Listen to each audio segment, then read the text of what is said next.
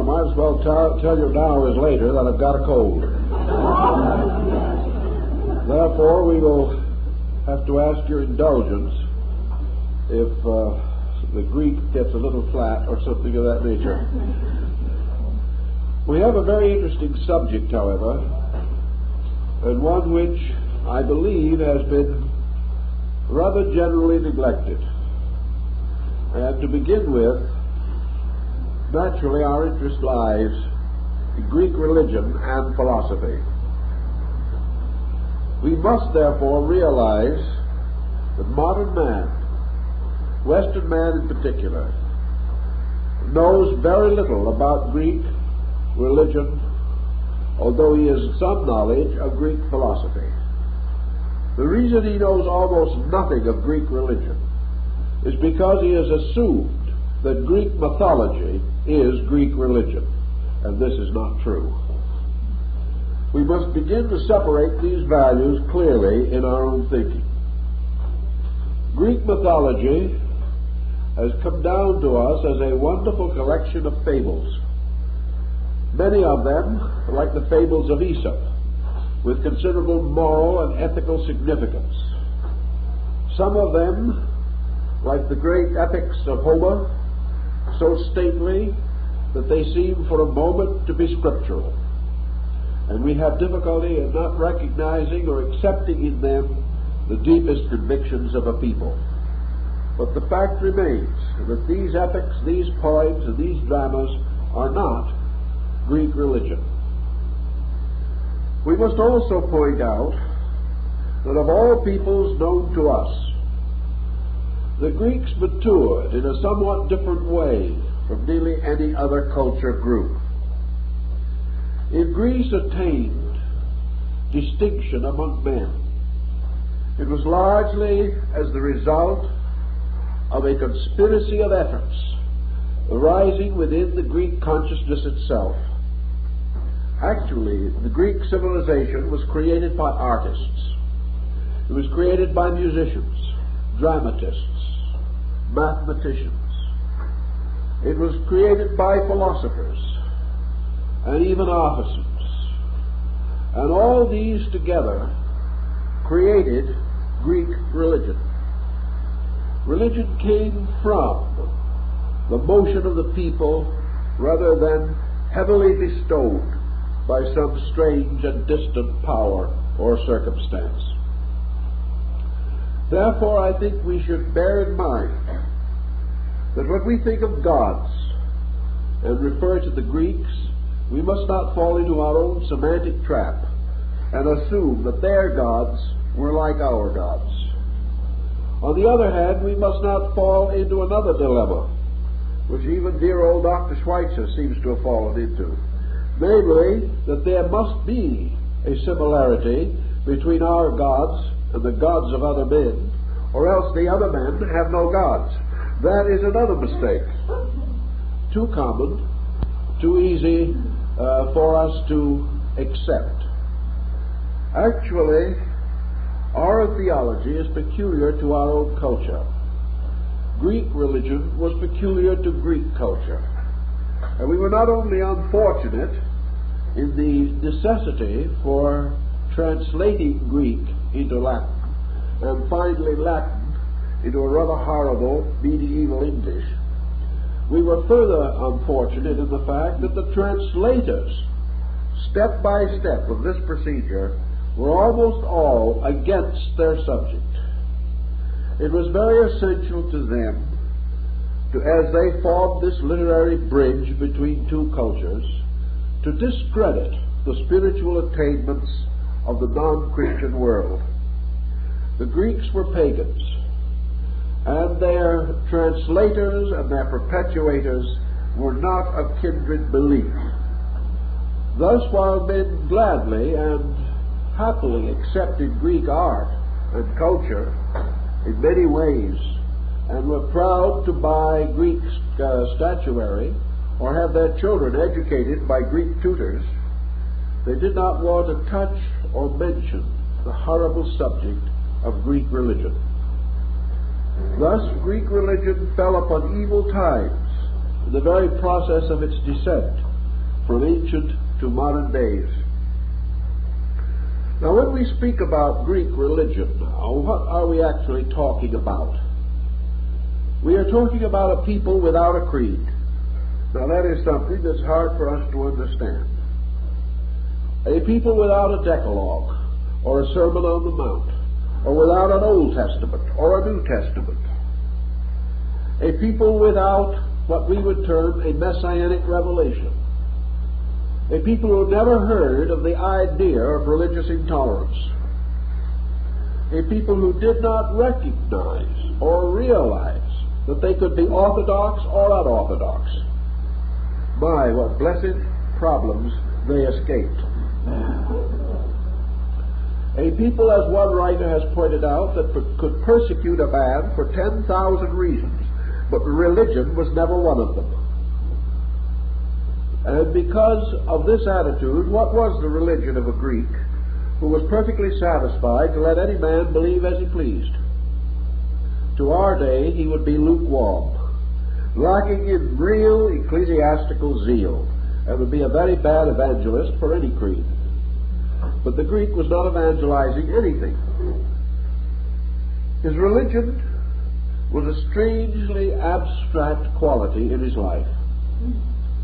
Perhaps one of the reasons why he found no reason to defend it is because it was impregnable in its own right. It was not something that had to be saved every weekend, nor was it something in which religion itself was always trying to save someone else every weekend. The Greek religion was grounded so deeply in the life of the people that it was like the very air of the Hellenic states. It was theirs by birth. They did not claim it, they did not oppose it, they did not offend it, they did not defend it. They simply accepted it as an essential part of their own lives. Another point, of course, is that from a very early period, Greek religion was principally celebrated through mysteries or rituals. These mysteries bore no resemblance to the churches that we have today. There were great religious monuments, but these were memorials. These were raised in homage. They were not places of common daily worship. They were sanctuaries built in honor, veneration, or respect for the spiritual virtues of certain deities which have been recognized in the life of the people. Therefore, not going to church as we idealize religion. The Greek was much like some of the Asiatic peoples. Sanctuary was always available to him. He could go any time he wanted to, and he could sit quietly or kneel quietly in a holy place and have communion with himself. No one bothered him, no one talked to him. His religion was between him and his God. If he asked for help, there were priests to attend him, or to prepare certain sacrifices that he might desire to have prepared. But if he wished to be alone and commune with his God, no one asked him why or what was the purpose of his visit. They did not ask him his faith. If he was a Hindu and wished to be in the Greek temple, it was enough that he wished to be there. There was no discussion, and never an effort to try to convert him from some other faith to theirs. Now, we would say that such a religion would hardly have much vitality, but it had a very strange vitality. First of all, it was lifted above every pettiness by which we create controversy and gradually corrupt the overtones of our religious beliefs. Men did not belittle it, berate it. They could not write histories of it or read histories of it written in blood. These things were separate, distinct, and apart. And of course, behind it all was this wonderful system of religious mysteries.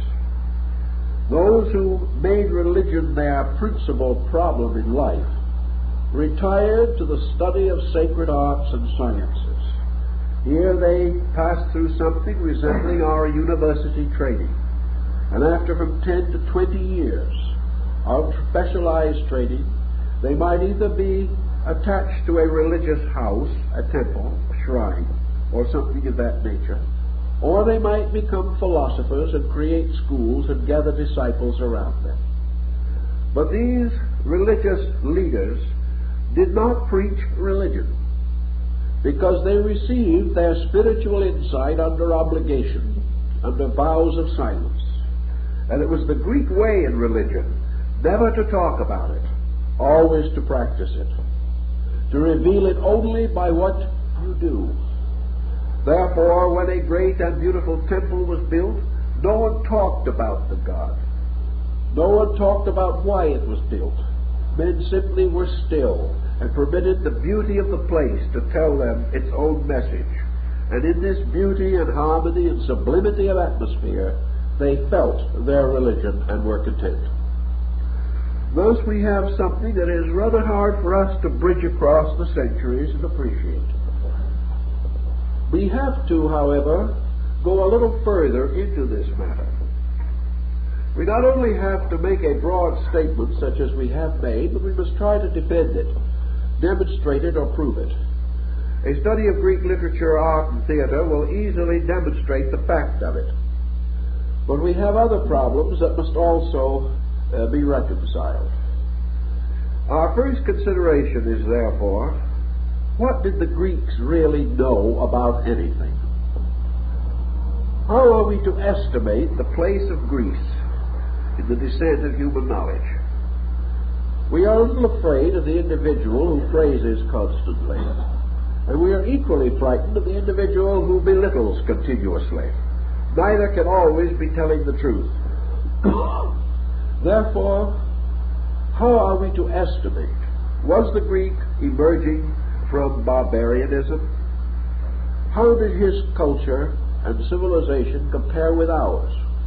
How far have we progressed since his time? What do we know that he did not know? What did he know that we have forgotten? How shall we measure him in terms of a human being? Fortunately, we have a fairly detailed picture of Greek life. We know their habits, their foods, their activities, their policies, and their politics.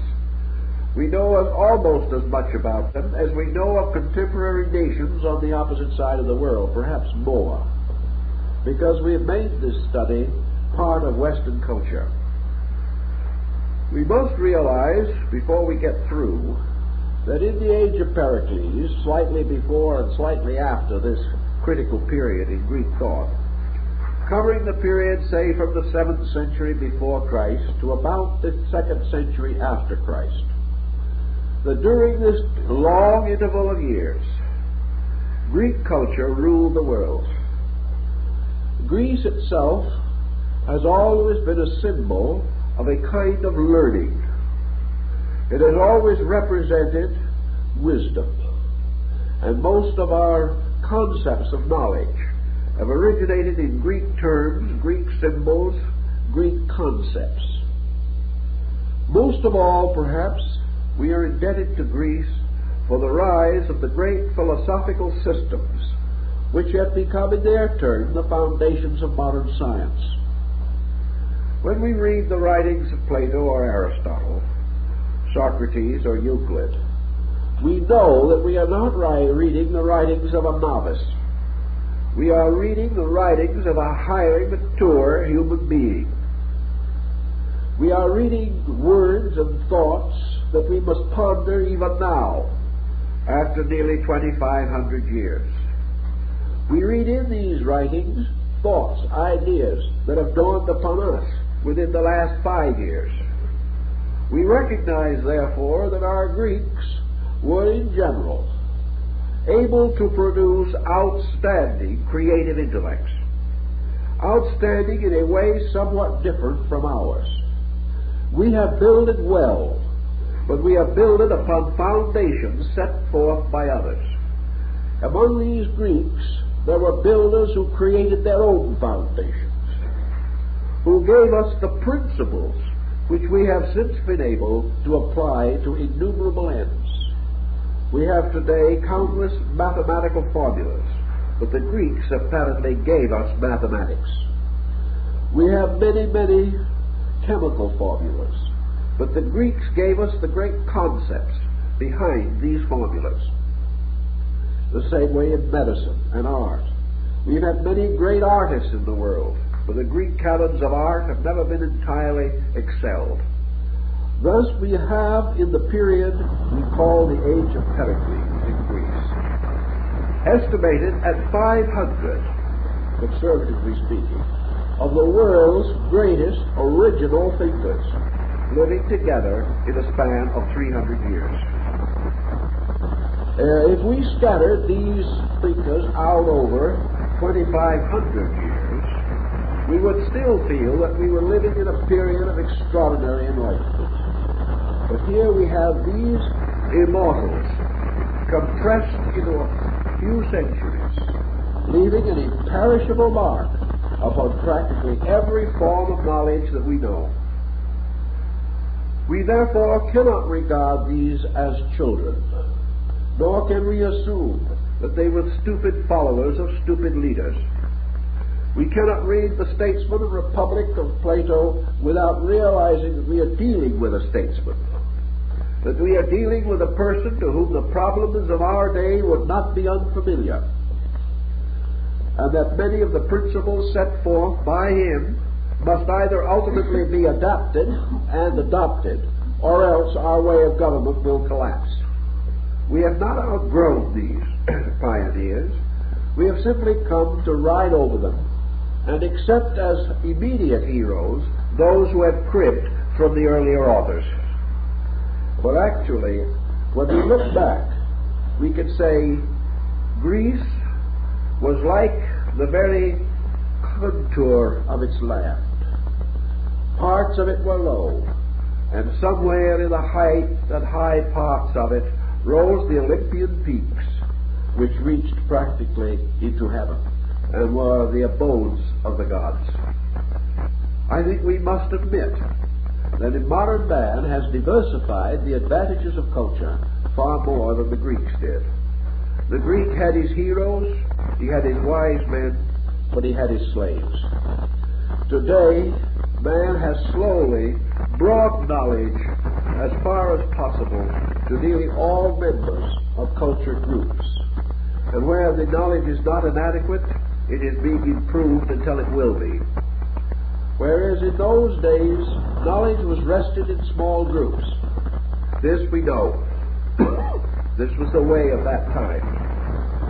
But we cannot forget that the citizen of Athens was undoubtedly a brilliant, gifted person, capable of careful and sincere thought, possessing many natural virtues and all the common vices that we have inherited with the virtues.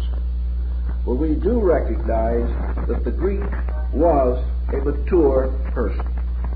He was no more a child than we are. He was no more an adolescent than we are. And that the few hundred years that have elapsed since the rise and fall of Greek culture have not changed the essential picture of human life to any marked degree. Undoubtedly, we will for long be indebted to Sophocles, Empedocles, and men of that nature. We will have Aristophanes. We will have the great playwrights, the great poets, the great epic thinkers. And we will recognize the genius of these men. And we will know that they could not have lived in a wilderness, because genius must arise in an atmosphere in some way compatible and suitable to its own production.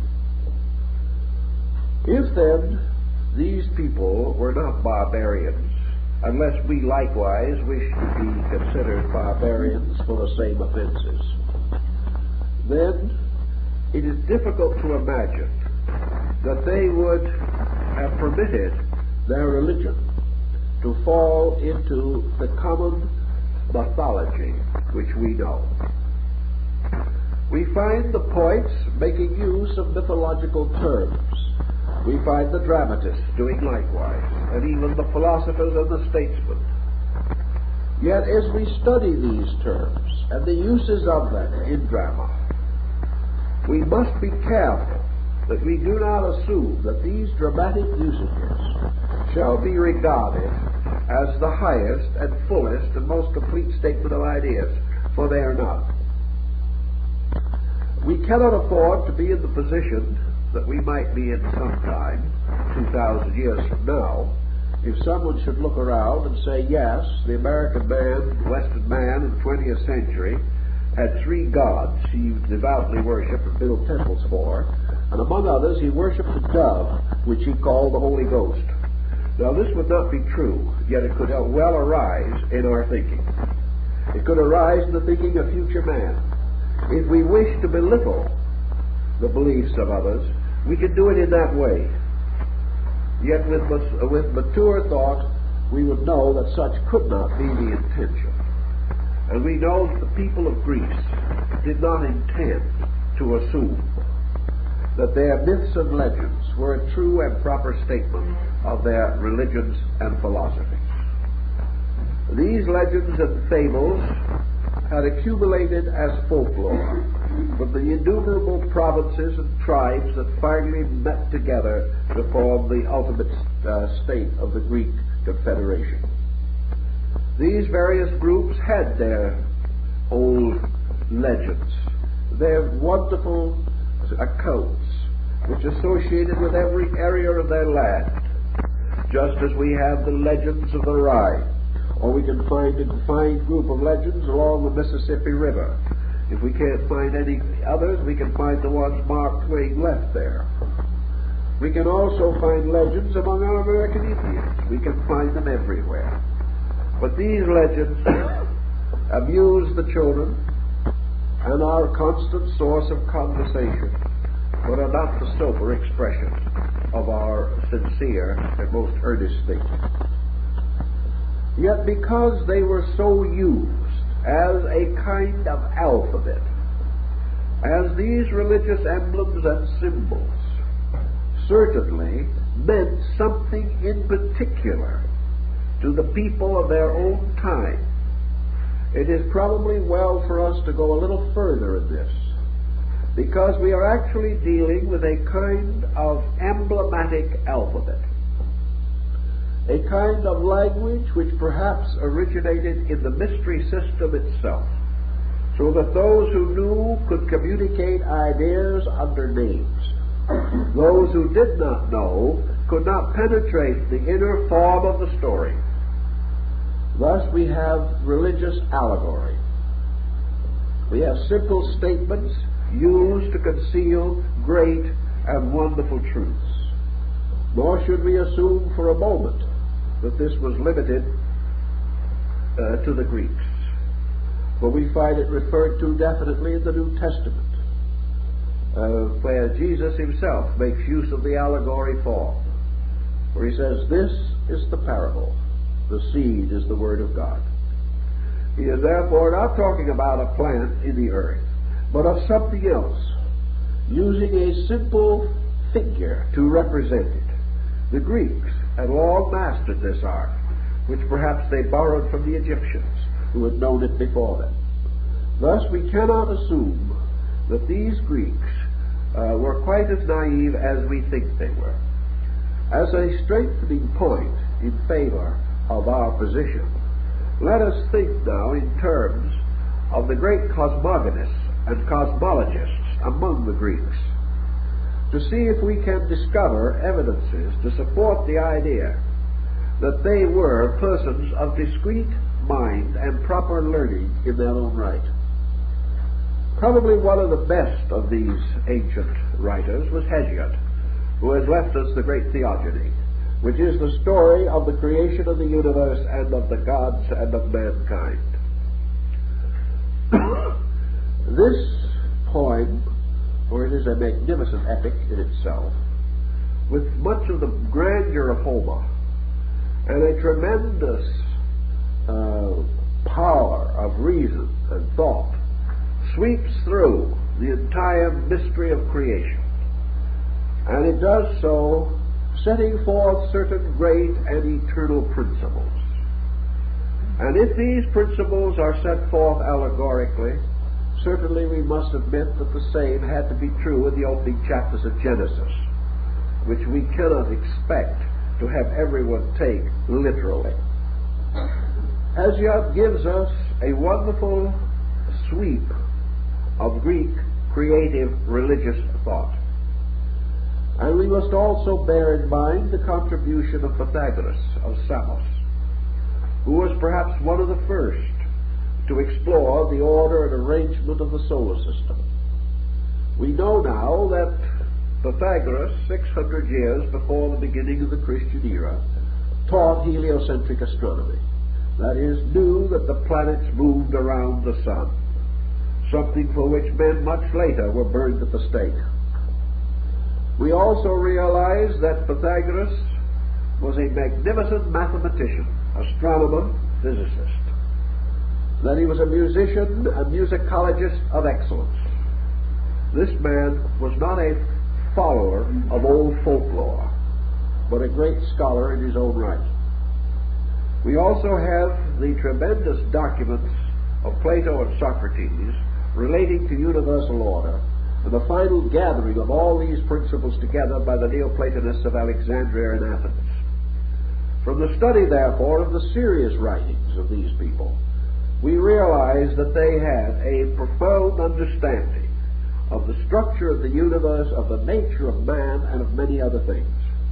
That such understanding would be in complete conflict with the idea that they actually and factually believed that the Olympian court was held on the top of a mountain, and that the gods and goddesses engaged in the various banquetings and activities with which we so generally and humanly associate them.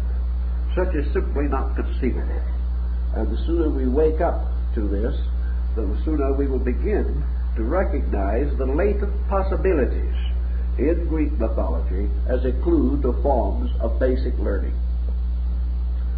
Following in the works, therefore, of Plotinus and Proclus, the Platonic successors, basing their terms also upon Hesiod, and to a measure upon Homer. But in Homer the religious factors are very largely subordinated, although the entire work has tremendous formular meaning if you wish to go into the rituals and search for that meaning. If we wish to leave aside for a moment these things and go on to our search for core, we must therefore pause with the Orphics, the followers of the Thracian bard Orpheus. Orpheus is a very mysterious person who it is almost impossible to date. Perhaps he lived sometime between the 9th and 14th centuries BC. He came from a distant place, and he brought with him a mystical religion, which he gave to the Greeks. The original meetings of these Orphic rites were nocturnal, held in secret places, and associated with music, the dance, and poetry. The hymns of Orpheus are among the most precious monuments of literature. But this Orpheus, strange, obscure though he may be, was the one who first apparently revealed to the Greeks the internal mystical content of their basic folklore, and perhaps opened to them the psychological doors of their own inner lives. It was only after the rise of the Orphics that Pythagoras and Plato could have lived, and could have taught as they did teach, because the principal contribution of Orpheus was this pressure toward inquiry, the desire for man to recognize that things had more meanings than were obvious, and that beneath the surface of all religious structure, folklore, legend, and the like, there are secret meanings, meanings arising in human experience, meanings arising in human interpretation of legend and fable, and that the search must be for the substance and not the shadow, for the internal truth and not the external appearance, and that all these fables had to be opened as with keys, and their inner structures and bodies revealed to those capable of accepting the proper instruction. So the Orphics made possible the rise of our investigation of Greek religion. And this Greek religion was probably best exemplified by its philosophers, by its great scientific and intellectual leaders, and was best emotionally pressed upon the people by the great dramatists, poets, architects, and those who served the mysterious power of the cult of beauty, which was so powerful in the Greek way of life. In the Greek consciousness, God was ever revealed by man through beauty. Man, therefore, creating the appearance of beauty, or releasing beauty, was forever serving deity. The priest of God was the one who served the beautiful. And beauty might be of the intellect, it might be of the emotions, it might be of the body, it might be of harmony and order. Whatever this beauty might be, it must be served, for it is the divine in all things. To go to the Greek religion, therefore, it may be best, perhaps, to conceive of it as a kind of extensive monadology. The monadology of Baron Wilhelm von Leibniz is indicative of this subject. Monadology is a concept that all things exist in the form of monads, or of totalities.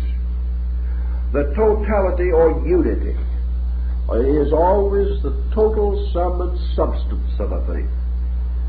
And that, as Leibniz points out, all things are in themselves monadal. That is, they are wholenesses. They are units within units, or surrounded by other units. And just as matter is composed of an infinite number of minute invisible particles, each in itself complete, although it combines to create a substance dissimilar in appearance to the elements producing or causing it, still, this monadology means that all things arise from unities or in unities, and that therefore there is a master plan behind everything in nature, and that master plan is totality, wholeness, unity, oneness, or as Pythagoras calls it, the monad. And it is from the Pythagorean term, the monad, that the monadology concept arose. The monad, according to Pythagoras, is the one in terms of the total, or the all. The monad is different, therefore, from the unit. And there is this same difference as between unity and unit. A unit is one. A unity is one. But the unit is a one separate or dissimilar from other things. A unity is a one which is a total of all other things in itself. Therefore, the monad is the one in the terms of wholeness. It is the one in the terms of that to which there can be no second, anytime, anywhere. That there can be no duality involving two totalities. The Greeks at an early day of their thinking came to the realization that the root of existence lay in a one for which there was no two. And how to explain this and to discover it rested with Pythagoras. He said, certainly we have diversity, we have number, we have many. We say many from one. But let us follow the Greek thought and say many in one. Because in the Greek concept, the primary monad is never divided. It may allow or permit a certain division within itself, but of its own nature it is always forever one. All the confusion and diffusion of life, things scattered to innumerable extremes and extremities, still must bear witness to the fact that the one is undivided.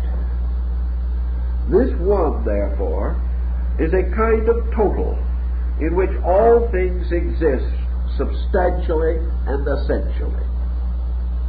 And to this one, which is the primal or eternal monad, the Greeks assigned the concept of God.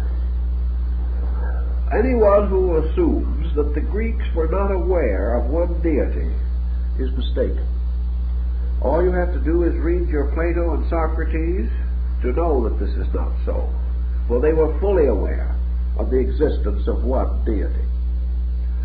The difficulty lay in the fact that they were so aware of this mystery that they declared it profitless to attempt to explain it. That this totality is best understood and best conceived if we make no effort to interpret it. The mere fact that it represents totality or unity or wholeness is as far as we can go. For the moment we go further, we must take away something. If we say that it has any attributes, we are immediately denying that it has certain other attributes. For if we say it is tall, then we say it is not short. If we say it is old, then we say it is not new. If we say it was begotten, then we must say that it can end. Therefore, any way in which we attempt to define it must deprive it of some of its attribute. So the concept of monad, or totality, was perhaps not an incorrect one for the primary of Greek thinking. This primary they regarded, therefore, as all-inclusive. Everything that could exist anywhere, not only in this solar system, but in the most abstract dimensions of cosmos, both quantitative and qualitative. Not only on this line of the continuum, but on any other line of the continuum. All these things that exist, have existed, or may exist at some future time, and all things in the process of transition from one state to another state, moving from that which is known toward that which is unknown, all the reverse. All these things abide as attributes of monadal unity. Nothing can be a surprise. Nothing can be new. Nothing can come from nothing. Nothing can go to nothing. Everything eternally is. Conditions change. Principles do not change. A thing which appears to disappear merely retires from an objective to a subjective state, but its substance is not different. Anything which appears to come from nowhere, but nothing can come from nowhere. Therefore, space or emptiness, as we know it, cannot be space and it cannot be empty. Actually, therefore, we live within a total monadal substance, of which its primary attribute, cognizable to us, is infinite potential. There is no limit to what it can be. There is no way of measuring what it has been. There's no way of solving really what it is. But whatever thing has been, is, or will be, has always existed within it, as the oak tree has always existed within the acorn. And within this magnificent, total, monadic unity, all qualified existence rises and falls, begins and ends. But that which is this monadal substance cannot rise or fall, cannot begin or end, and is referred to by Plato as the eternal animal. An animal from anima, meaning the animated being, or the eternal world soul, crawling forever through space. Having bestowed upon this, therefore, one peculiar power, the Greek felt he had done about all he could. He had bestowed upon this all, the term all. It is everything. It is not a being, nor is it not a being. It is not a place, nor is it not a place. It may be considered as an energy, as a substance, as an essence, as a principle, as a force, as a law, as a substance. In all these things you are naming aspects of it, but you cannot string enough words together to name the substance of it, for it is the essence behind all aspects. Therefore, to say that it is alive would not be truly true, because then it would be susceptible of death, or death could exist. It is not alive in the sense that it was never not alive, or it will ever cease to be alive. It is. It exists. The Egyptians called it Tat, T-A-T, from which we have our word that, T-H-A-T. It is that. Whatever you look at, wherever you turn, whoever's face you gaze into, that is that, with a capital T. Wherever you see, you are seeing nothing but the substance of essence. You are seeing nothing but the extension of this divine thing. Now, the Greeks did not call it divine, because to them this in itself was an artificial designation. The moment you call something divine, you set up a contrary situation, or what the Hindu has with his Shaktis, or polarized divinities. If you say God is divine, then something else is not divine. If you say this deity is better than all other deities, then you again make a mistake, because we are dealing not actually with moral levels. We are dealing with reality, with plain, unvarnished reality, thing as it is.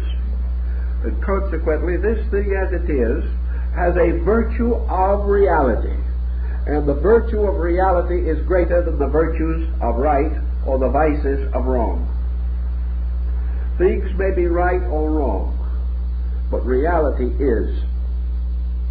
And this beingness of reality is beyond all controversy, beyond all classification as we know such possible terms. So in finding or searching for a word, or a phrase, or a term suitable for this, the philosophers, and to a measure at least the Orphics, came upon a simple statement for this particular level, this total monadal essence. They called it the principle of principles. They said of it that it is a principle because it is first. Also that it is a principle because it is an archetype, or a rule, or a law, or a guide, by means of which all other things are. It is forever revealing itself through its works, and the revelation is always a revelation of principles. Everything, therefore, that moves according to its own nature, and this the divine nature, is forever revealing its principles. Therefore, this energy, this eternal power, is the principle from which arises all principles as we know them in terms of law, or energy, or substance, or classifications, or categories, or concepts, or any division we wish to make, intellectual or material, in the forms and structures of nature. So this vast principle of principles, to these peoples, was sovereignty. It neither loved nor hated. It neither was for nor against. It existed forever in its own nature, forever fulfilling its own nature. And therefore everything which it did of itself and by itself, and because of the principle of principles by which it operated, everything so done, so produced, so engineered, so manifested, had to be good, because there can be no other principle in nature. The Greeks were totally unaware of any anthropomorphism or any battle between eternal good and darkness. Their principles of evil, so-called, or their evil beings, were simply passing chimera, little incidents that arose in the tyrannies of men, or in the peculiar testings of providence. They had no major principle that could stand against the principle of good. It did not occur to them that such a thing could exist, because of what would this adversary be composed? It could only be composed of the substance of the one. It could only have the mind of the one. It could only have the emotions of the one. And possessing all these things in vast measure, how could it revolt against its own similar? Therefore, they had no presumption of this nature. They had no fallen angel. They had no lapsed kingdoms. They simply recognized that man and nature, in their various relationships, would occasionally stumble along for lack of insight. This stumbling they would call evil. But evil is simply man's ignorance of the truth. It has nothing to do with the substance and essence of being. Evil is man's misuse of the principle, through ignorance or through selfishness. And as a result of misuse, the principle, instead of working with him, turns against him, or seems to do so. It does not move at all. He has turned against it by the misuse of its principles. This results in the good appearing to be bad. But as soon as the wayward one has corrected himself and gone back in line, the bad then appears to be good again. These things are forever moving and changing. So we have at the beginning this eternal monad. And the Greek points, now coming to the aid of the philosophers and the various scholars of different calibers, try to understand the nature of this principle of principles. And they frequently referred to it as all-present night. They often referred to it as darkness. Not the darkness of man's concept, but the darkness from which light was born. Because lights flare up and disappear, but the great mother night goes on forever.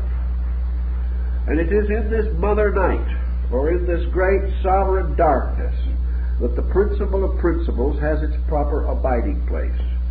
Not only because this darkness appears to be the lack of light, but more correctly and completely, this darkness is man's lack of insight, whereby it is impossible for him to apperceive that which is concealed within the substance of cause. So of this great principle of principles, man is forever dark, because this is wrapped in its own inscrutability, which is the great night, and the great darkness that envelops all things, and in which all light has its day, but in turn and in time night returns. So the Orphics wrote beautiful hymns to gracious night, the mother of gods and men, the mother of all creatures that exist in time and space. And they also assume that this great mother is the monad, the great ripe or fertile power, which is forever dividing within itself, causing within its own great ellipse, within its own tremendous structure, the whole phenomena of existence to take place as upon a mighty stage. When the Greeks began to contemplate this mystery, they realized that it began in its own inscrutable self, in its own nature, and that there existed first, as Pythagoras points out, that from the monad, which is the inscrutable principle of principles, there must emerge the possibility of duality. Duality is an attribute of the monad. The monad is capable of division, but never of being divided. In other words, two is the one in term of halves. The one stands. The two rises within it. And it may be, as Pythagoras pointed out, that the two may gobble up the one, eat it, devour it, as the gods ate their own children. Why? Not because of any tendency to destroy it, but because in the presence of the two, the one disappears. we suddenly see duality, and we hear about unity. And because duality is visible and unity is invisible, the philosophy built upon duality eats up the philosophy built upon unity.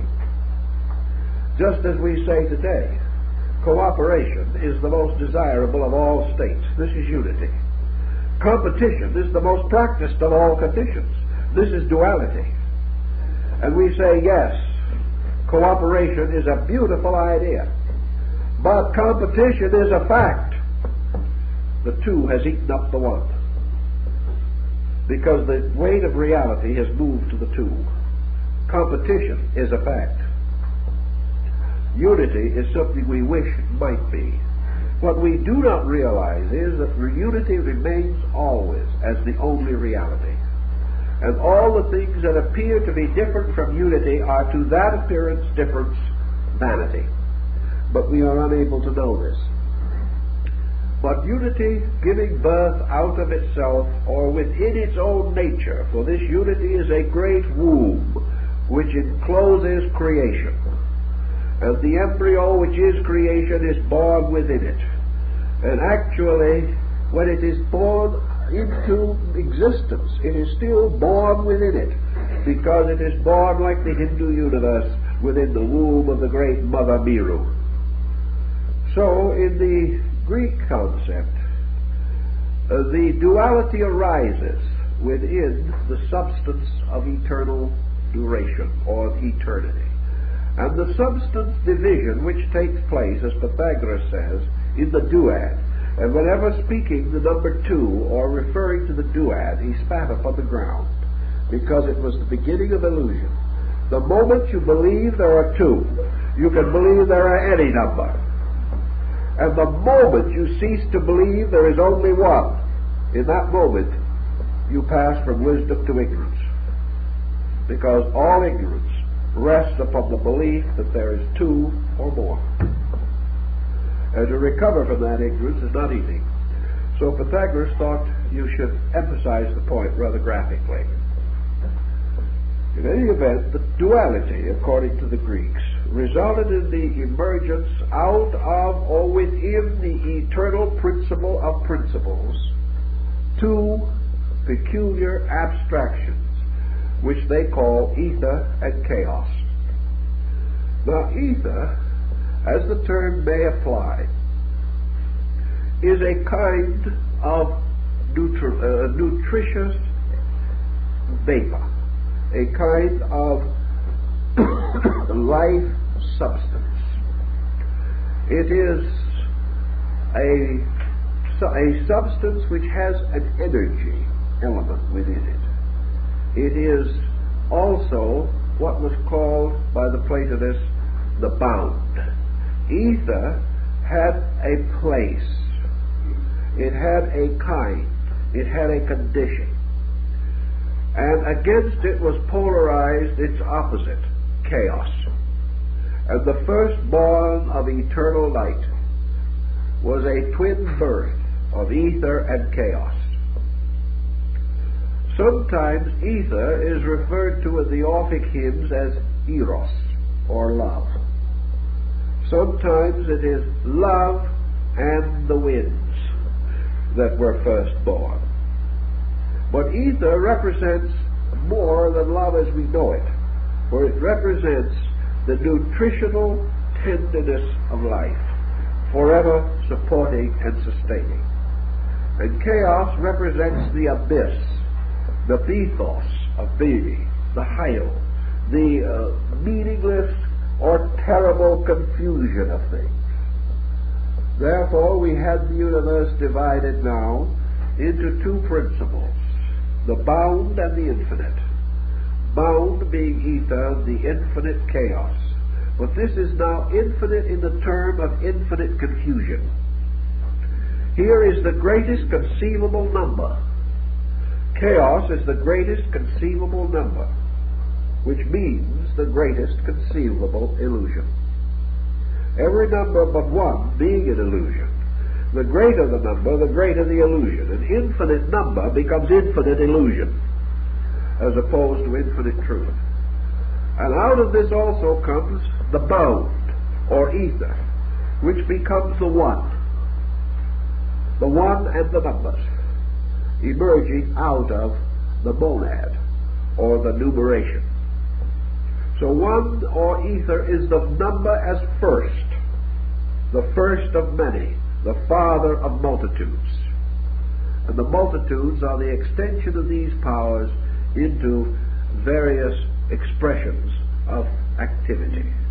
Then, like the Druids, who may have derived some of their knowledge from this, the Greeks believe that the bound and the infinite, that is, the stress or pressure between the one and the many, resulted in a whirling motion, which was called a kind of nebula, a spiral whirling in space. And that from this whirling there was gradually formed the structure of a great egg. And this egg was a kind of second world. And this egg was patterned after the principle of principles, in the sense that it was an enclosing thing. But unlike the principle of principles, it was already enclosed within that. So this was a kind of internal egg within the great sphere of ageless and eternal time. And this whirling sphere, composed of bound and infinite, plus minus, reduced the whole equation to a mathematical formula. And then, as this reached a certain degree of intensity, or densification, the egg broke. And from the egg burst the great deity Deities. Deities is almost exactly the same described figure as that of the cherub of Ezekiel. It is the winged being with the heads of the bull, the lion, the man, and the eagle. And in this tremendous concept, Deities represents the revelation, or the objectification, the emergence of the principle of principles in its first modification, its first major descent. It has become now not the principle of principles, but the principle of beings, which is the second aspect of its own nature. And as in the ancient concept there were always three divisions.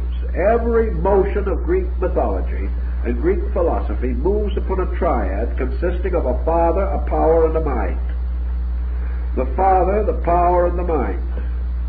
Now, in this particular concept of things, the father is our principle of principles. The power that comes forth from that is the whirling of ether and chaos and the production of the egg. From the egg bursts the mind, Deities, radiant with all the attributes from which are to emerge the concept of a rational world. Now, Deities, therefore, becomes the principle of principles in its aspect as now the principle of being, and in its further aspect of universal mind. This, however, is divine mind, resting eternally in the principle of principles.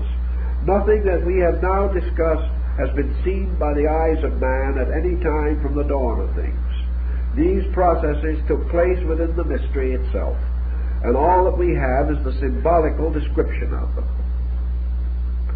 Now, from the great throne which it had established, in the midst of the great field of the egg through which it had broken, it followed the same idea that you find later in the story of Castor and Pollux, who were born from a single egg. And we find now the name Uranus. Now, Uranus was actually the father of a triad. He was therefore the first part of the cosmic mind triad. He was the first aspect released by Deities, the symbol of universal intellection. Uranus, or Uranus, therefore, was the god of the sky. But actually, he was the deity within whom all other things lived and moved and had their being.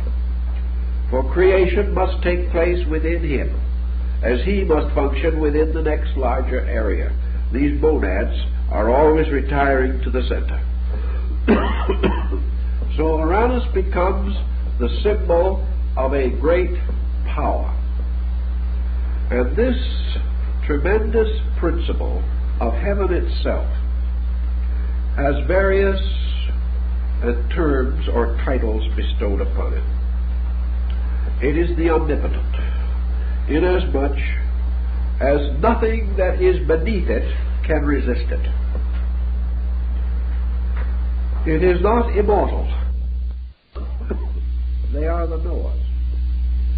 Intelligibles are things that may be by substance known, or may by substance know. In other words, an intelligible deity is one that can be known without the necessity for intellection, or may know without intelligence, as we know the term. Therefore, the intelligibles are those who are known by apperception, or are known by the instinctive consciousness of man himself.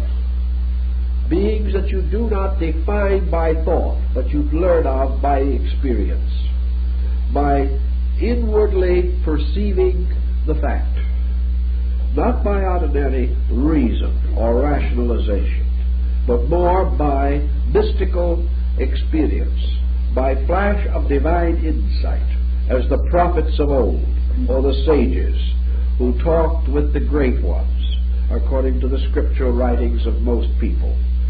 These are the beings that are known as a direct impact of consciousness, not an impact of intellect alone.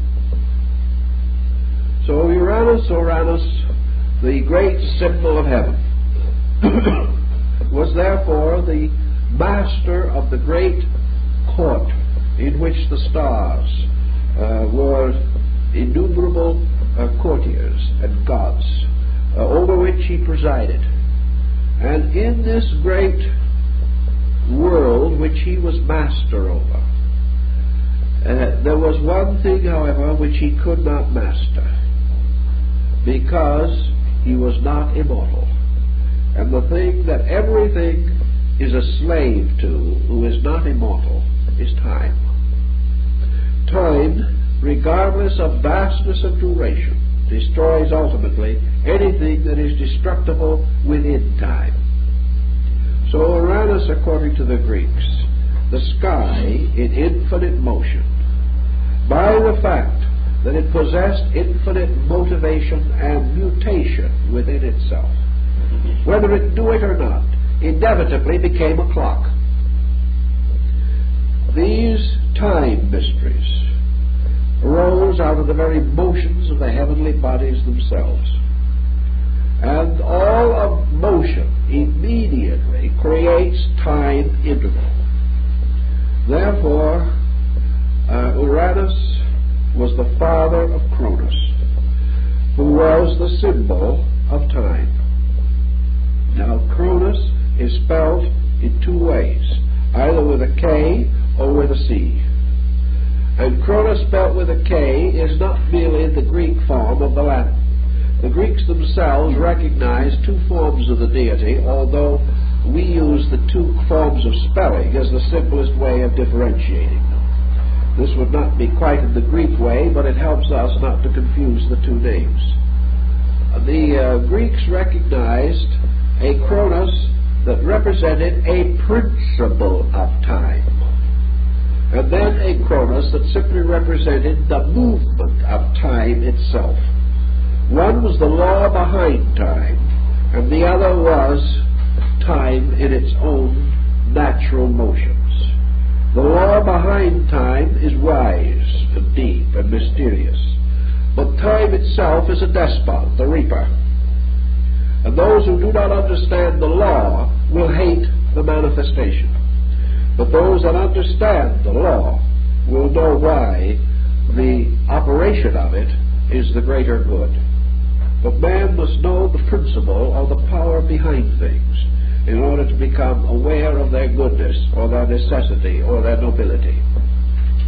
So Cronus becomes now the second aspect of a triad.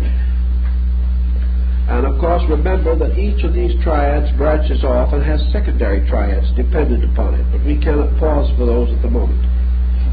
We come therefore from Uranus, which is the father of this great intelligible triad. We pass to the second power of it, which is Cronus, the power, for time is the power which rules creation. And then we come to the third aspect, the mind of the triad, and this is Zeus.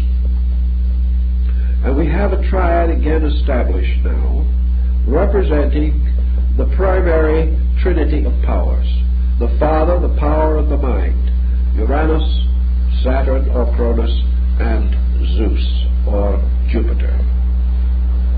These three together constitute what might be termed the middle world, and they are divided by the hypothetical time factor.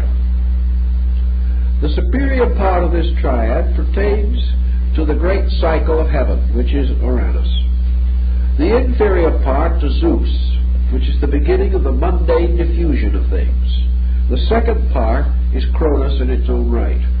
Now these three deities together, moving into the human analogy, for all these things apply on innumerable levels, so carefully worked out that it is almost inconceivable. But on the human level, these three represent the psychic field of man. We therefore have man located between three tremendously contending parts of his own nature. We have the psychological emergency created in man by time, the resistance of ambition to time. We find the human soul having its actual terrible journey through time, the seeking to escape time, and the tyranny of mind in the more material sense that we know it in. So we have these three great dynasts that take over the universe.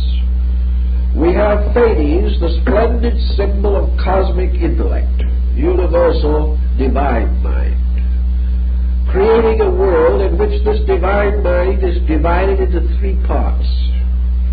And these three parts may well be represented by the superconscious mind as Uranus, the conscious mind as, in this case, Zeus, and the subconscious mind by Cronus, the peculiar binding factor which holds these things together. For we must realize that in the development of the human mind, the conscious mind, was the last to appear, not in the middle, as might be implied from our placing the term consciousness between unconscious and superconscious. These terms are more or less obsolete in psychology, but they will help us to orient this concept in Greek mythology or Greek religious philosophy. So we have that part of mind which contemplates the nature of reality within itself. And we have Uranus, who, so to say, dreams the creation of the world. The mind which of itself never actually changes, but permeates through into the conditions set up within itself. We have this mind suddenly bound by the limitation of time. We find that which is neither old nor new suddenly becoming old and new. We find time taking up the tyranny over the universe, as represented by Saturn or Cronus. And then we find in turn the kingdom taken from Cronus, as Cronus took it from his father, and the kingdom turned over to Zeus. And why was the kingdom in this case turned over to Zeus?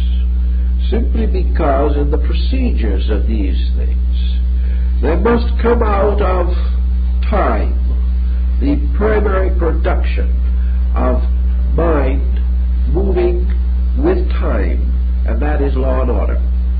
Consequently, out of the various subjectives and the various mysteries of things arises the demiurgic power, the orderer, the organizer, that which comes forth to make all things possible, to make all things reasonable.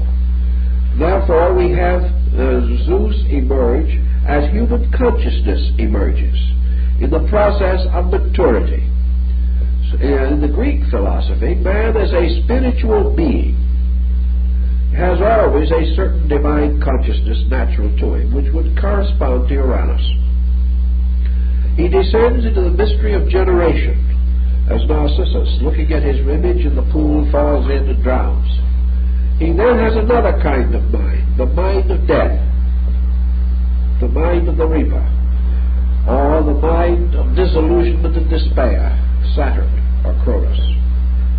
And having therefore attained a new position, having ascended to a middle distance between heaven and earth, he then becomes a human mind.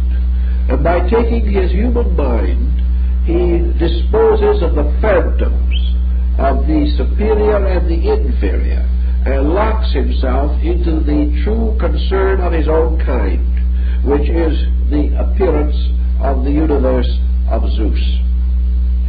Zeus is called the Demiurgus because he is the secondary leader of the world.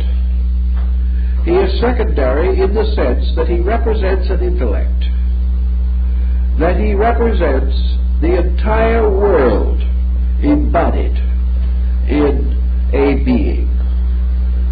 And at the moment he appears as such, he immediately has to become a triad also, because he has to be a father, a power, and a mind in himself. And in creating the father, power, and mind triad out of Zeus, the ancients came with the three divisions of the lower world: Zeus Poseidon, and Zeus Hades. These were the three forms of Jupiter. Zeus was the airy power of the mind, Poseidon the watery power of the mind, and Hades the earthy power of the mind.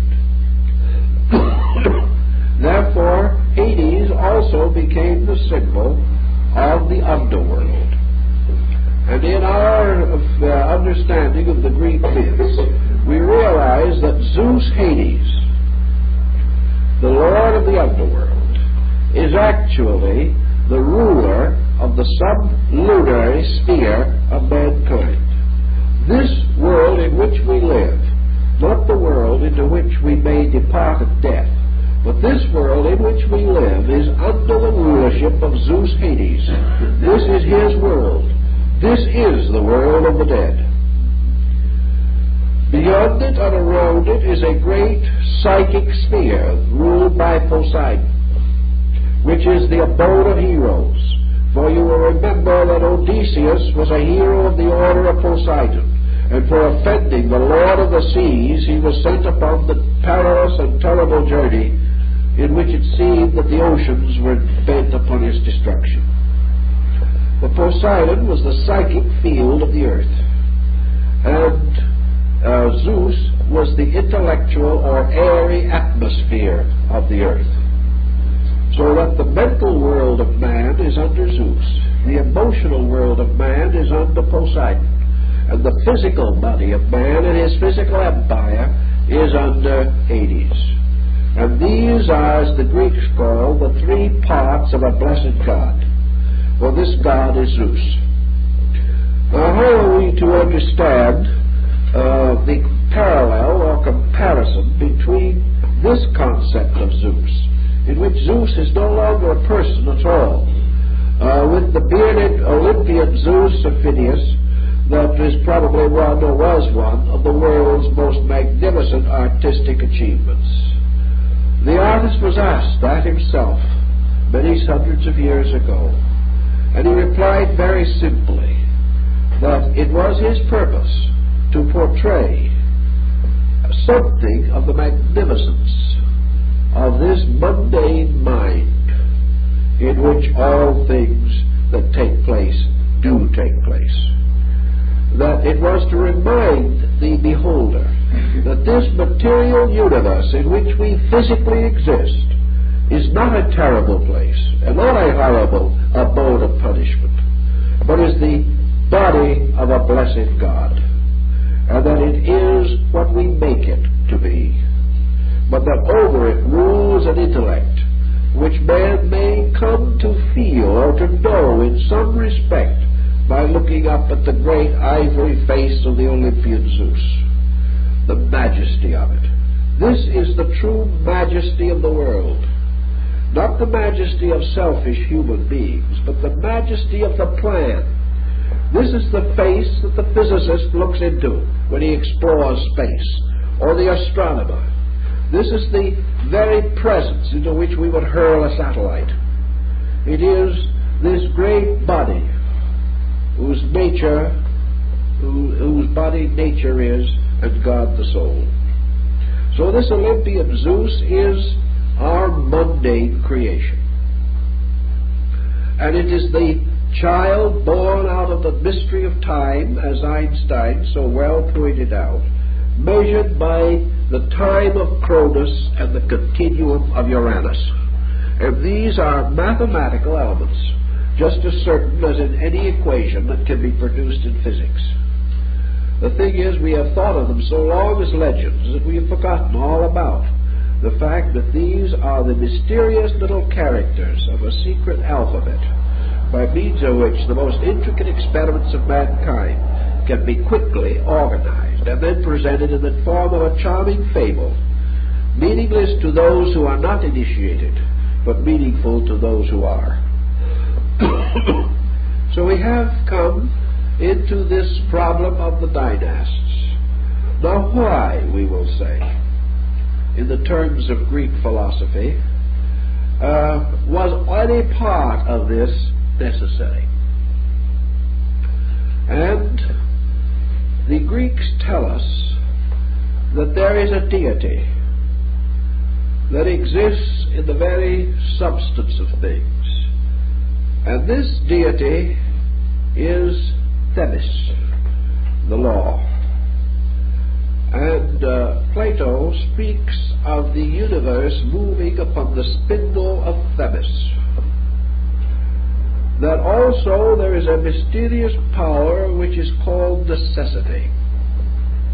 That necessity is the strange driver or master of many things in nature. In the very ancient and beginning of all of this, when the principle of principles rested sublime and supreme within itself, it possessed within its own nature, archetypally, the three powers that had to come forth from it. It did not cause these powers, according to Greek thinking, to come forth by any conscious or volitional action of the will. The principle of principles, because it contains all things, contains the principles of these powers, innate within itself. For nothing can come from it that is not in it. And the urgency of principles includes the urgency of the inevitable manifestation of that which has the potential of being manifested. So in the Greek system, the manifestation of things is not according to a will, but is according to the innate and intrinsic quality of the thing itself. The acorn does not grow into a tree because it is ordered to do so, nor does it plan beforehand what kind of a tree it is going to be.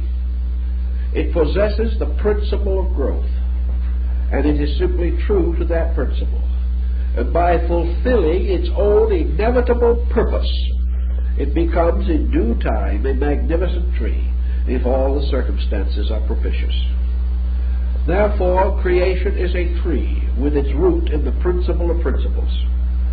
And this tree grows not by the will of any person, but by the inevitable power of its own principles, that periodically, consistently, according to the great rhythms of existence, the periods of fertility and sterility follow each other in the universe, and periodically being produces. The principle becomes germinal or fecund in its own nature and causes the emergence of the inevitable qualities. This is not an act of a particular kind, because in a being in which all action is omnipresent at all time, action is as much an inevitable as the transcendency of action. Thus it is eternal rhythm, eternally manifesting itself, that causes these things to occur. And the first to emerge, ether or eros, love, immediately sets all other necessary things in action. For the procedure is gradually downward until finally the intellect is established. The intellect is not potency in the nature of deity, but potential in the nature of deity. And deity becomes intellectual only through intellectual creations of its own. Therefore, a deity, the principle of principles, which may not know itself, is known by its own progeny, because it is the privilege of the progeny to release these powers. And in the releasing of these powers, there is this eternal growth forever taking place throughout the universe. The releasing of these powers also means the systematic exhibition of the principal powers that are in the nature of the principle of principles.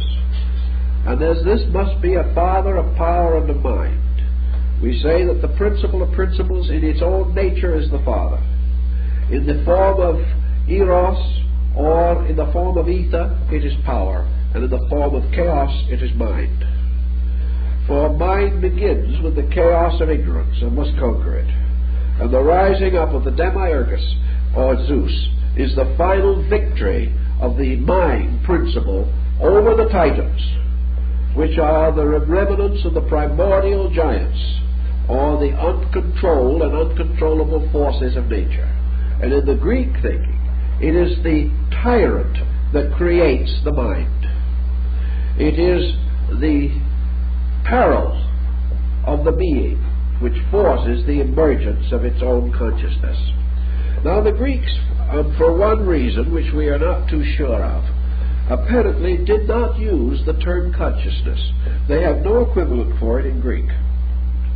So that what we would term this conscious part of man, they cover under one form of intellection or another, having a series of different types. Their term intelligible, as contrasted to intellectual, would come very close to our concept of consciousness.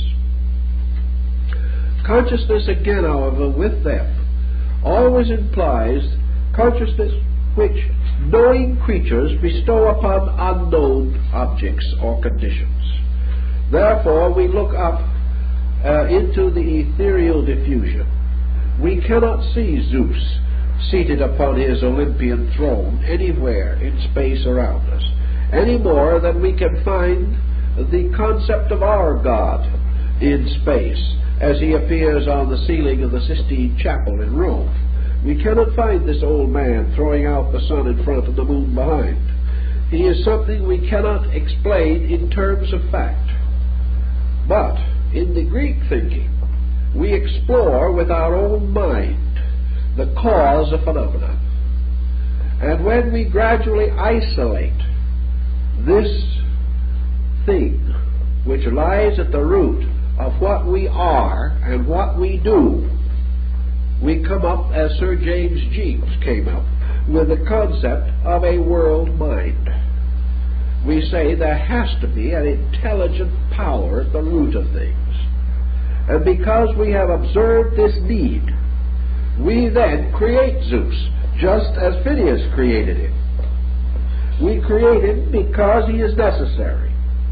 Therefore, we say with the Greek that there is a peculiar deity called necessity, and that this peculiar deity is a gadfly that is forever going on to all achievement and all things that man does. We come to the conclusion, as Jeans came, that the hypothesis of an intellectual agent at the root of life is necessary. There is that very term coming in. We cannot explain other things without this hypothesis. And to the Greek, we cannot explain the universe without the hypothesis of Zeus.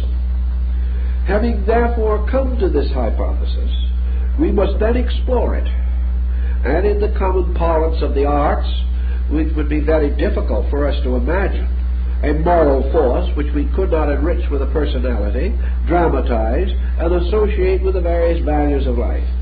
So the Zeus we know, like the Olympian Zeus, is carved by our own genius, invested with our own attributes, not because we have invented it, but because we have discovered it to be necessary.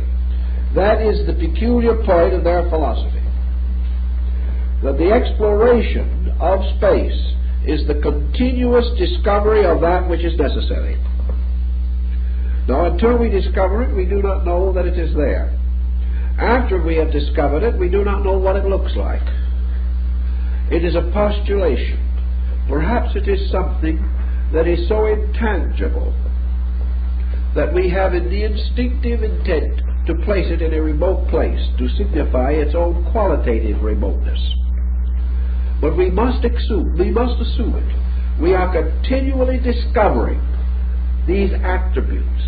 We are continually finding our dependency upon monadal units.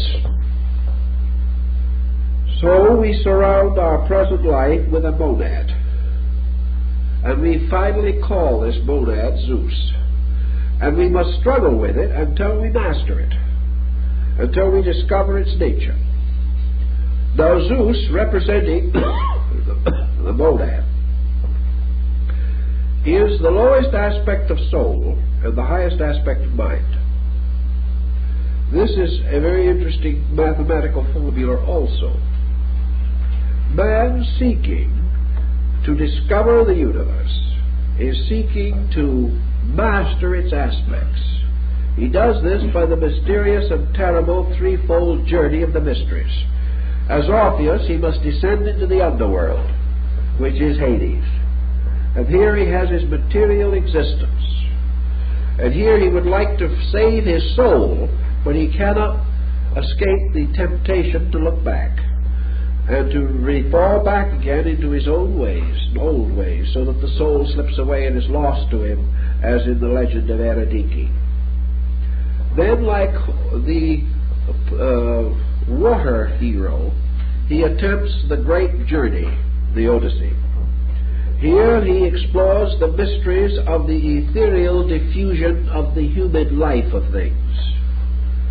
He discovers that souls falling into generation come under the control of Poseidon. He realizes also that the human sphere finally fell into the earthy, or was absorbed into it, which was one of the reasons for the mysterious story of the disappearance of the empire of Poseidonis, or Atlantis. And he discovers that the power of this sphere lies in its emotional content, so that he finds a psychic life, an emotional life, in the humid or liquid psychic field. Then he ascends still further now to discover Zeus himself in his proper nature as pure mind. Pure mind arising in the substance and essence of pure reason.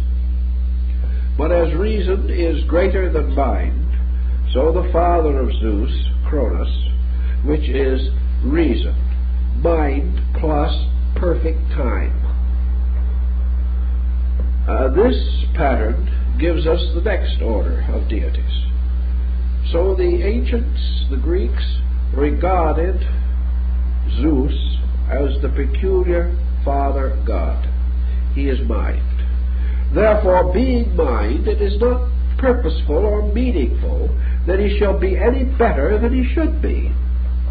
The idea that mind was going to wander around in a saintly state of merely inspiring people to do beautiful and wonderful things was too ridiculous for the Greeks to be interested in it. This mind was the mind that they knew. This is mind. The mind that came through to them with all of its vicissitudes and its inconsistencies. And they were perfectly aware of the fact that this mind was a tyrant and was a despot, that this mind was forever ravaging the earth, seducing man into the thoughts and ideas that were unsuitable to his survival, that this mind was a tyrant, always involving divine and human matters, and all the legends of Zeus and his involvements in human affairs are perfectly proper when you realize the Greek says this: the only mind that I know is the mind that I am. If I place any blessedness upon this mind, I am projecting it. But if I move with this mind, I shall discover it. And in the Greek point, therefore, necessity constantly pressed on to the discovery. When man is perfect, he will then come into a concept of a perfect mind. Until then, he cannot. So Zeus is the mind as it is, the mind that plagues us all, the mind that manifests through to us as our politicians, as our warmongers, as our strikesters, shall we call them, at the present time in the food markets. All these things represent the story, the struggle, the conflict, the ups and downs, the good, the bad, the humor, the tragedy. And yet all of this suspended from one point, the despotism of the intellect. Each individual in every one of these situations is right. And because he is right, he is Zeus, sitting on his little throne and doing things that other people do not approve of, but getting away with them because he has the power to do so. Yet this Zeus is not all bad. He is in many ways a very commendable character, because like mind, he makes possible many good things. And he makes possible, among other things, the protection and preservation of Dionysos Zagros, the Savior God. Because it is this mind that out of its own struggles and its own miseries and its own misfortunes also has the strange knack of raising up the heroes, the men who are forgotten, persecuted, martyred in their own day, live on to be remembered. Each human mind is wrong, but the mass of human mind is a little wiser than any part of itself. And we see this constantly. Temporarily we reward the wrong person, but in the long run the false and the true are strangely sifted out. So this mind also, like Zeus, has a ponderous power of justice in the root of itself. And it's this justice that causes Zeus to call in the help of Thetis or Themis, the law, in all these different problems that arise, just as Wotan called upon Erder, the great Earth Mother, for wisdom and leadership in the emergencies of his living.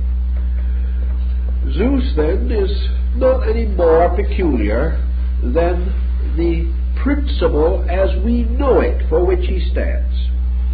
Yet he is divine and he is royal, because he is born to us from a superior power. He has been preserved to us by a strategy, for his mother substituted a stone in order that he should not be devoured by his own father. Cronus, in order to prevent the universe from falling into the power of man's mind, devoured all his own children.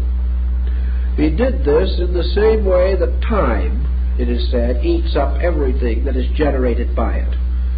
Time devours all of its own progeny.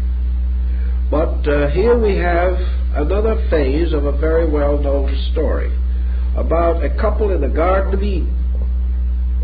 And this couple was warned that there was certain fruit they should not eat. But they ate that fruit anyway. And the great powers said that they must not eat this fruit, because they would then become as gods, knowing good and evil. Now you would have thought the gods would have wanted them to. Nice, happy, good gods should have wanted that. But instead of that, Adam and Eve were punished. And later, when Prometheus brought the flame in a hollow reed from heaven and gave it to man, giving him the power of internal light, Prometheus himself was punished by being crucified upon a rock of Mount Caucasus, and the vulture placed forever gnawing upon his liver, from which he was ultimately to be saved only by the intercession of Hercules. But in any event, the point of the matter is that mind taking over or usurping the kingdom of Cronus was a very strategic and important thing in Greek thinking. It was mind taking over and conquering the mystery of time. Now, mind taking over or escaping time meant a great deal if we begin to understand it, because man is a time-born, time-bound creature. His little life is rounded with a sleep, and that sleep is measured by time. 60 years and 10, 80, maybe 50, if very fortunate or unfortunate. But usually, time is of the essence of things. In this time tyranny, therefore, mind finds itself allotted a span in which it must achieve.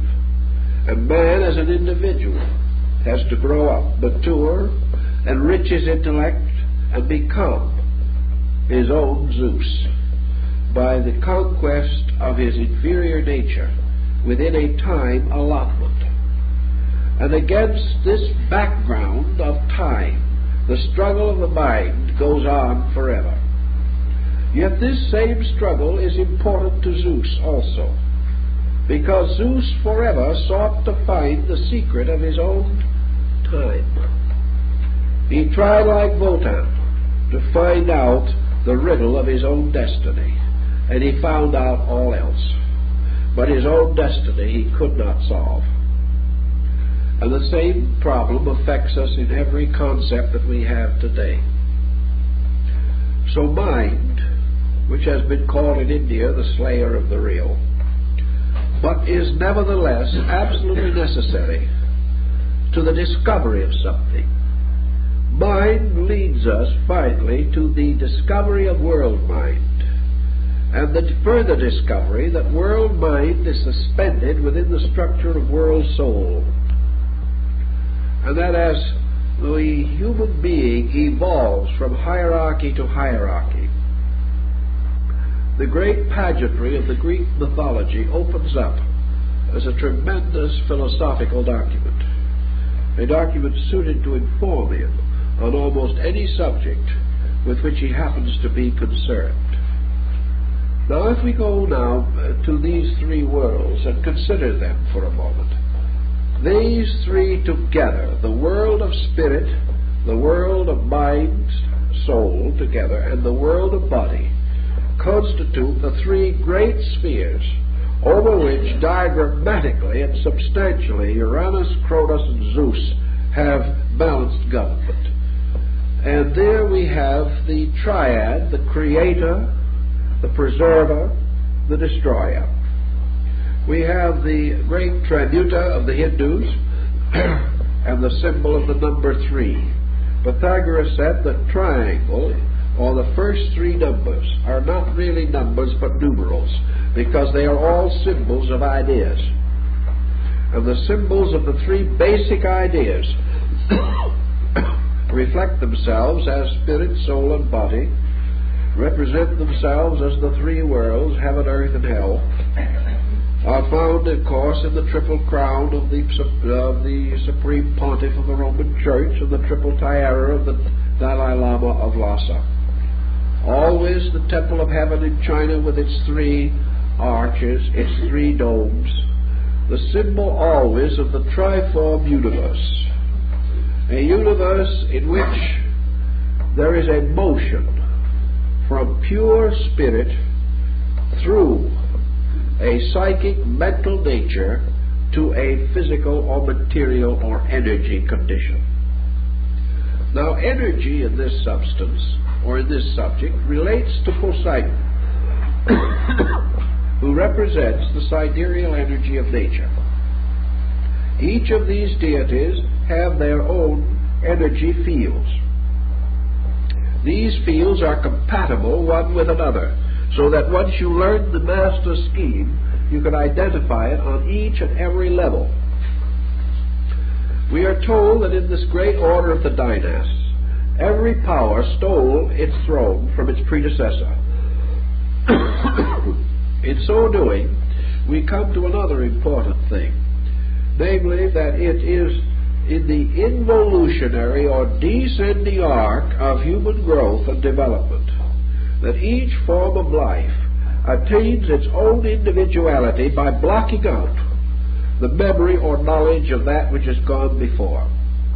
If, for example, into this mortal sphere as we know it now, into the world of Zeus Hades, man could bring the memory of his previous state, he could not be captured here. If his memory could go anywhere else, he could not be held here. Nothing that happened here would mean anything to him if he knew more than he knows here. That problem has been brought up in connection with Christian theology for a great many centuries. Namely, could Christ suffer if he was God? Could he suffer on the cross? Could God be crucified in more than an appearance? That is an unsolved mystery. But the point of importance to our thinking is that if inwardly we positively and factually knew more than is necessary to live here, we could not be bound here. Nothing here would make any difference unless it was important while it was happening. And it can only be important because it is bigger than our ability to cope with it, or that it fulfills something that at the moment we regard as important, or that it damages something which at the moment we regard as important. Therefore, our ability to function here depends upon the fact that we do not know enough to escape. Therefore, the gates or doors of the mysteries were kept open in the Greek system in order that human souls could escape from the tyrannies of these various gods and could return again up the ladder of the divinities to the primary cause, as Plotinus explains this to us. But always we must go through the God to reach that which is beyond him. We find this same thought carried in the Christian faith, where the Master is caused to say, "None cometh unto the Father save by me." In other words, you cannot go around the power and evade it. Therefore, in the Greek mythology, the figure of Zeus represented a state of mental individuality that had to be achieved by the individual. He could go no further. He could not say, "I don't like Zeus, I'm going to have nothing to do with him." You can't escape, because Zeus represents the collective monad in which the whole mathematical pattern of your present condition exists. You cannot move until you outgrow the pattern. You cannot escape until consciousness permits you to flow into the next larger monadic unit. To get out, therefore, you must have solved the mystery of the labyrinth. You must have found the Minotaur. And you must have the thread of Ariadne to get out again. This mystery, as in the story of the wanderings of Odysseus, means there can be no victory or no solution until the offended gods have been placated. Therefore, whatever you have done to hurt the gods' feelings or to injure them in some way, you must make it right to escape the final punishment of those deities. And much of your Greek drama is based upon man struggling against the fates of the gods whom he has offended, and also finding ways to seek their forgiveness or to cause them to cease their injury of him. This, of course, is not a personal thing.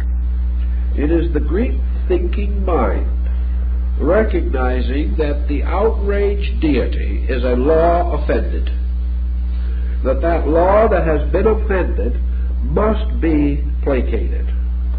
The individual must rise to certain problems.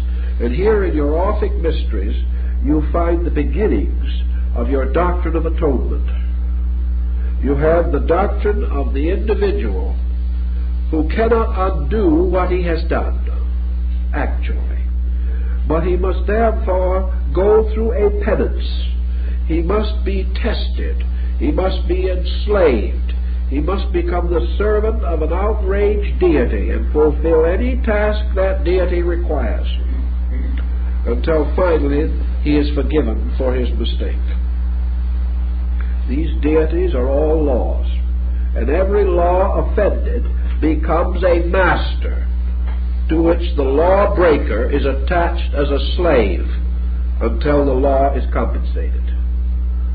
The moment the law is compensated and all is right, the slave is liberated. But we are all slaves to the laws we have broken.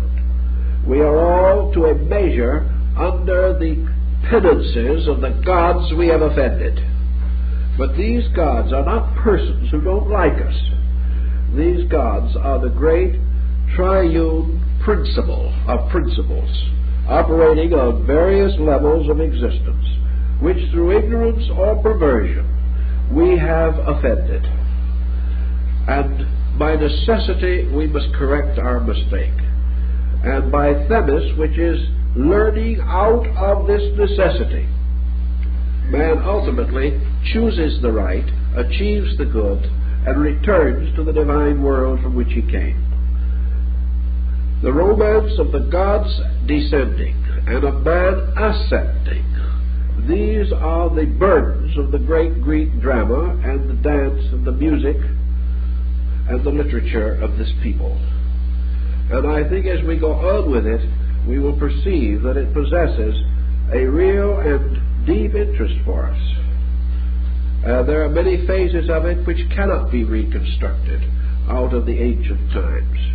But we do know that these people rationalized on these principles, that they gave us the principles of psychology, and that in this psychology, under the heading of Zeus, they personified the whole terrible, troublous monument of the mind.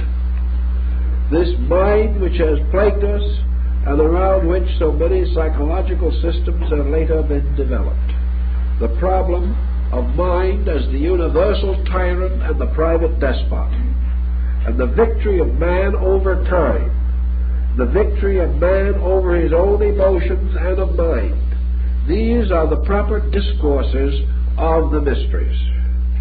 Because as Apuleius tells us in the Metamorphosis, it is the power or right of the mysti that as he approaches the sanctuary, that he shall behold God face to face in his own true and natural likeness, which means nothing more nor less than that principles shall be seen in their substance, rather than in their appearances.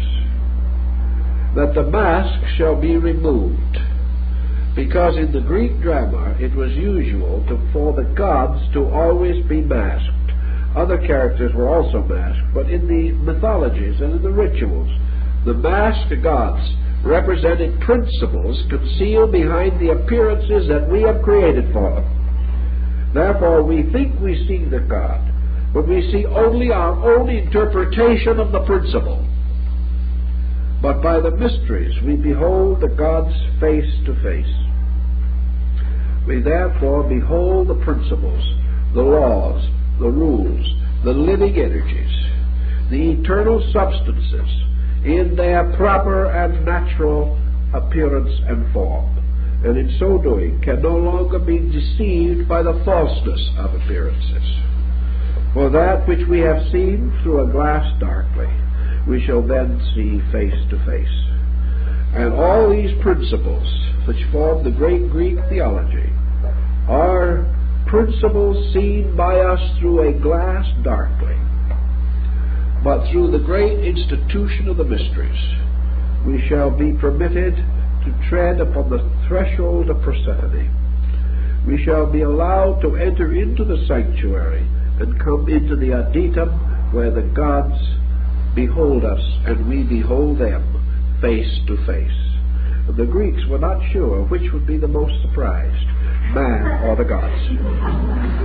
Because only when man discovers the gods can the gods see man or themselves. It is a very intricate and interesting system, and certainly much more important than mere mythology. Well, I think that's enough.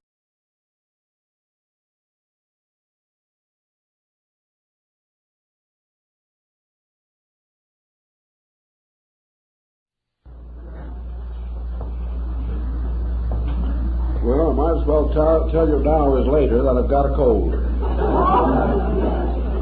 Therefore, we will have to ask your indulgence if the Greek gets a little flat or something of that nature. We have a very interesting subject, however, and one which I believe has been rather generally neglected. And to begin with, naturally, our interest lies in Greek religion and philosophy. We must therefore realize that modern man, Western man in particular, knows very little about Greek religion, although he has some knowledge of Greek philosophy. The reason he knows almost nothing of Greek religion is because he has assumed that Greek mythology is Greek religion, and this is not true. We must begin to separate these values clearly in our own thinking. Greek mythology has come down to us as a wonderful collection of fables. Many of them are like the fables of Aesop, with considerable moral and ethical significance.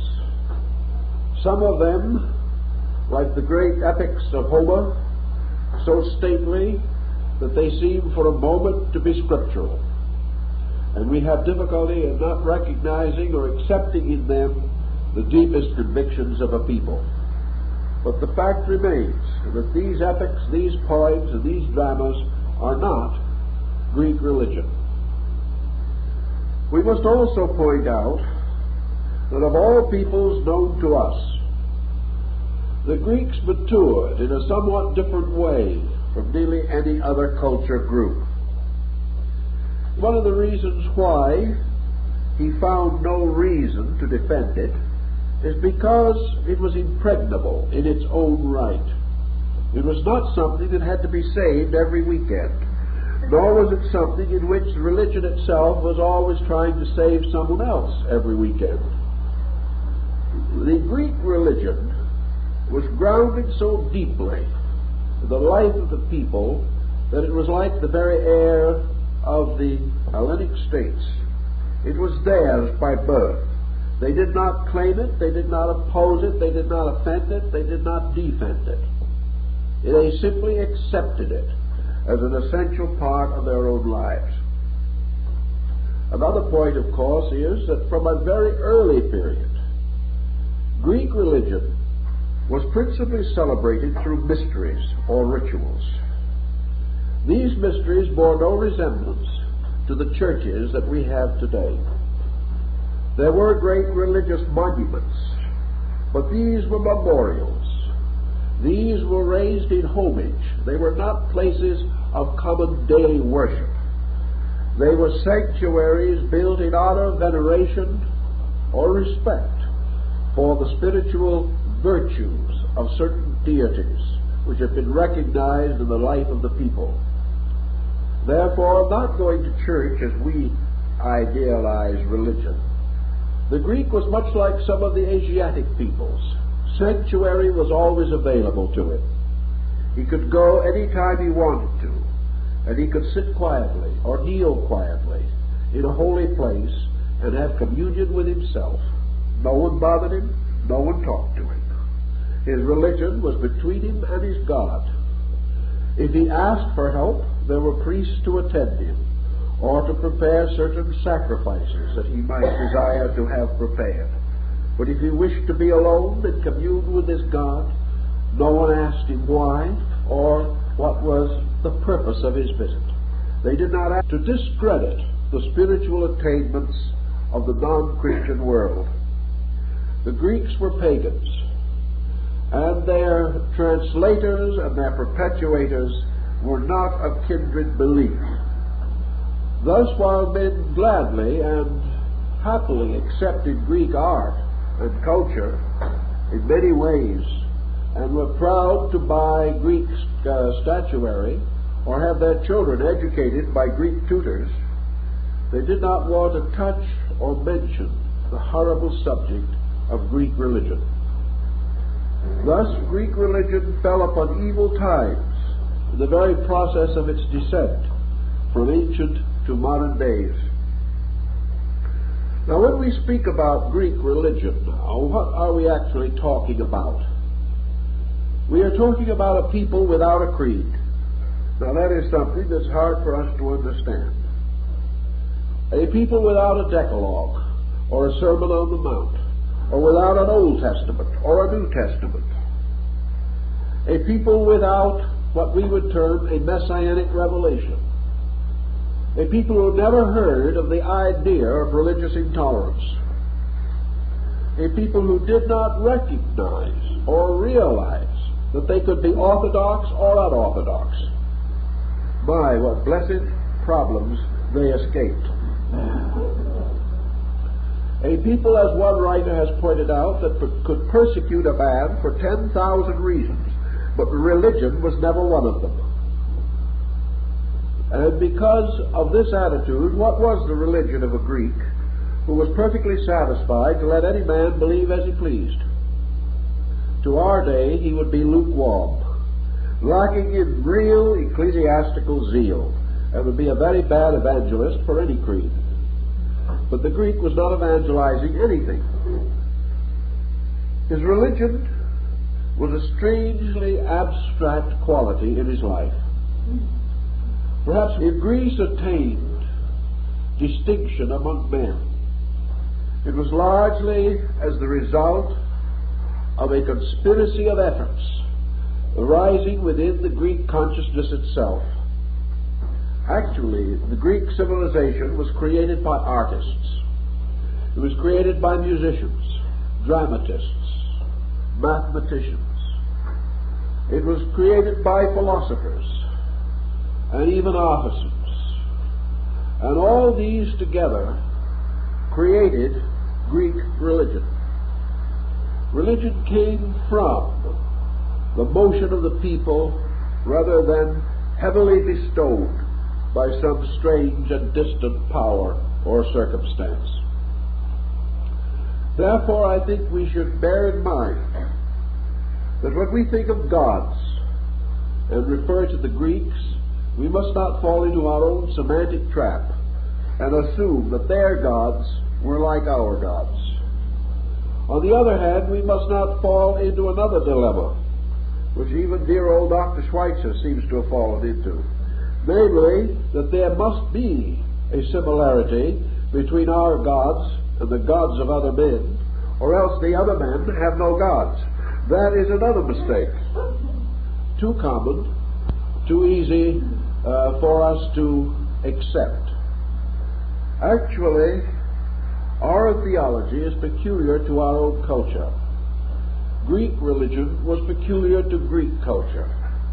And we were not only unfortunate in the necessity for translating Greek into Latin, and finally Latin into a rather horrible medieval English, we were further unfortunate in the fact that the translators, step by step of this procedure, were almost all against their subject. It was very essential to them, as they formed this literary bridge between two cultures, ask him his faith. If he was a Hindu and wished to be in the Greek temple, it was enough that he wished to be there. There was no discussion, and never an effort to try to convert him from some other faith to theirs. Now, we would say that such a religion would hardly have much vitality, but it had a very strange vitality. First of all, it was lifted above every pettiness by which we create controversy and gradually corrupt the overtones of our religious beliefs. Men did not belittle it, berate it. They could not write histories of it or read histories of it written in blood. These things were separate, distinct, and apart. And of course, behind it all was this wonderful system of religious mysteries. Those who made religion their principal problem in life retired to the study of sacred arts and sciences. Here they passed through something resembling our university training. And after from 10 to 20 years of specialized training, they might either be attached to a religious house, a temple, a shrine, or something of that nature, or they might become philosophers and create schools and gather disciples around them. But these religious leaders did not preach religion, because they received their spiritual insight under obligation, under vows of silence. And it was the Greek way in religion never to talk about it, always to practice it, to reveal it only by what you do. Therefore, when a great and beautiful temple was built, no one talked about the God. No one talked about why it was built. Men simply were still and permitted the beauty of the place to tell them its own message. And in this beauty and harmony and sublimity of atmosphere, they felt their religion and were content. Thus we have something that is rather hard for us to bridge across the centuries.